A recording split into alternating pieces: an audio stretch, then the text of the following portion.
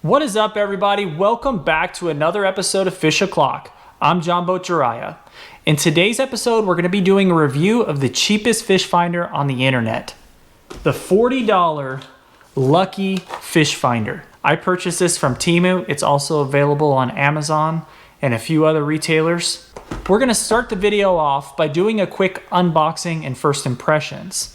Then we're going to do an on-the-water demo where I use my Garmin echomap 73 SV unit to validate the accuracy. Then I will give you guys my honest review. Do I think this unit is worth purchasing? Does it work? And does it help you catch fish? Finally, at the end of the video, I'm going to go ahead and do a raffle and a giveaway. So please stay tuned to the end and I'll tell you guys exactly how to enter this raffle so you guys can take home the Lucky Fish Finder from Temu. It's Fish O'Clock. So this is the package that I received. It's got tape all over it and doesn't look like it's very well packaged, but let's take a look and see what's inside.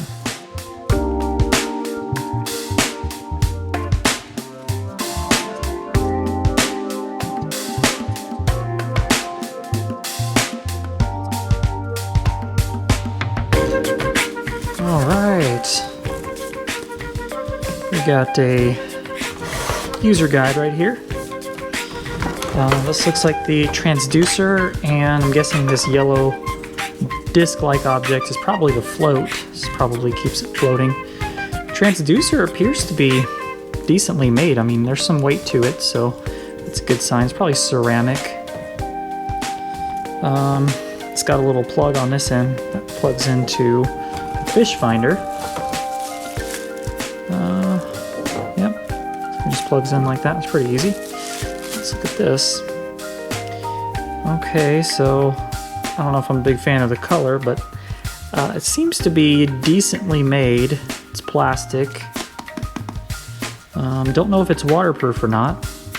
Let's go ahead and remove the screen cover right here. I don't think it's got batteries. I don't think it came with any batteries. So it came with this LCD screen. Looks like a little lanyard.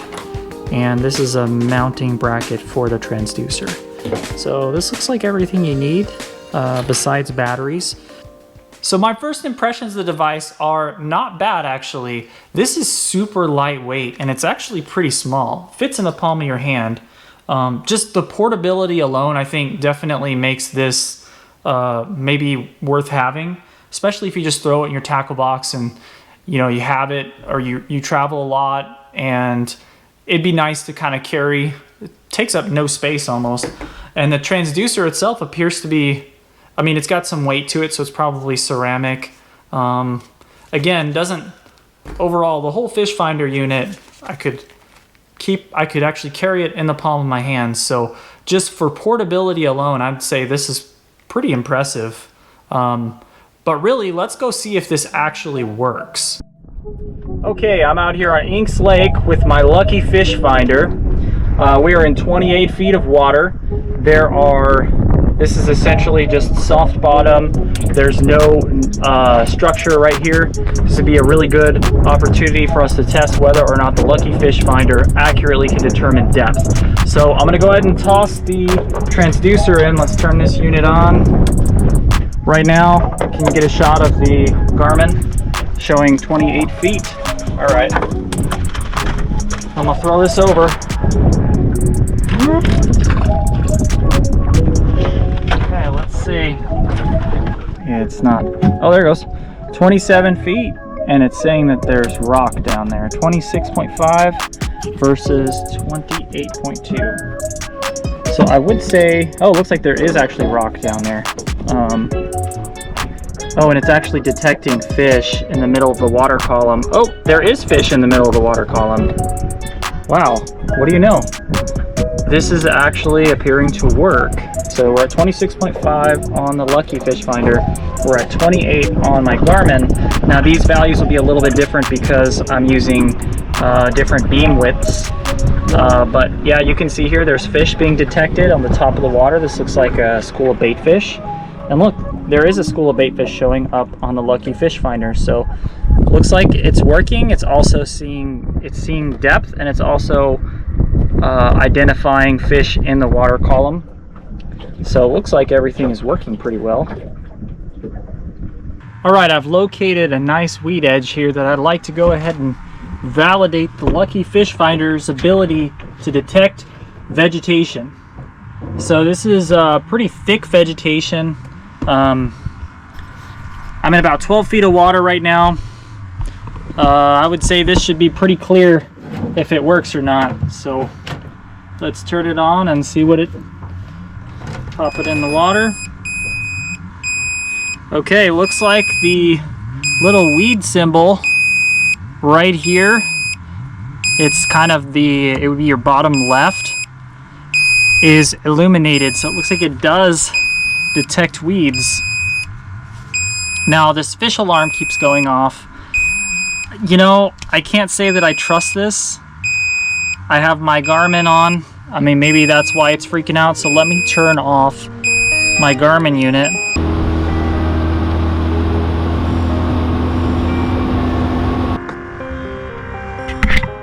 We're in 7 feet of water. It's picking up fish. It's definitely picking up a lot of fish. So let's test to see if there's actually fish down there. Now there's a pretty good indicator because I'm seeing surface activity around here. And full disclosure, I haven't fished this exact spot, but I fished a spot similar to this. And I know that catfish like structure like this. And I do have so I have my sonar disabled, but I do have my lake maps on, and so I mean, I'm just thinking about it from the perspective of a kayaker. If you have a kayak, chances are you've got a mobile phone with Navionics or Aquamap or one of the other apps that lets you kind of see the contours. If you don't, I would highly recommend you get that, because really, in all honesty, I think with these two things, that's really just about all you need. Let's go back to this here. So yeah, so I'm seeing rock here. I saw vegetation earlier. I'm in about 7.5 feet right now. So this would be a pretty decent spot to fish. I also know that it's a drop off by looking at the map. And I got my drift sock out so that I can just kind of drift over this ledge. And again, the Lucky Fish Finder did detect fish activity. So, let's see just how accurate it is.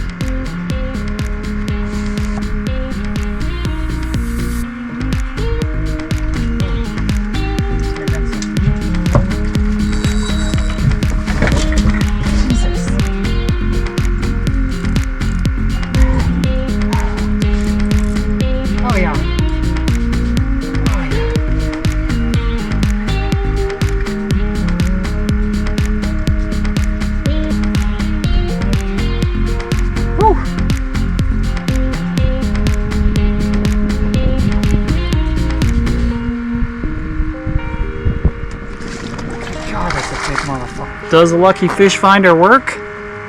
Well, looks like it to me. Damn! Good God, that's a big fish. Wow.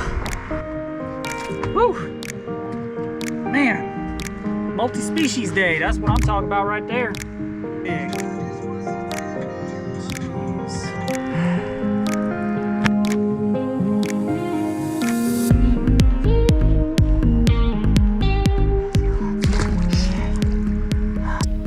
Alright, this concludes my review. So as promised at the end of the review, I told you guys I would cover the 3 main questions about the Lucky Fish Finder. Question number 1, can it identify structure including rock and vegetation? Yes, it can. Question number 2, can it properly identify depth? Yes, it can. And question number 3, can it identify fish? Yes, it can. So yes to all 3 of those things. And for the low price of $40, I would definitely say this is worth it. If you guys decide to buy it, just click on that link below in the video description. There's an Amazon link down there. I am an Amazon affiliate, so I will receive a small commission if you decide to purchase it through that link. I'd really appreciate that. It's a great way to support the channel. If you guys like this review, just remember to subscribe so you guys get notified when I create more videos. And then, as promised, at the end of the video, I told you guys I would be raffling off this lucky fish finder. So all you need to do to be in the raffle is make sure you hit subscribe and then comment below what you liked about the video, or if you have any suggestions on future videos. And I will be picking a random comment. And as long as you're subscribed, I'll send you guys this fish finder. And one random lucky person will get it. So this concludes my video. Thanks again for watching. We'll see you guys on the next one.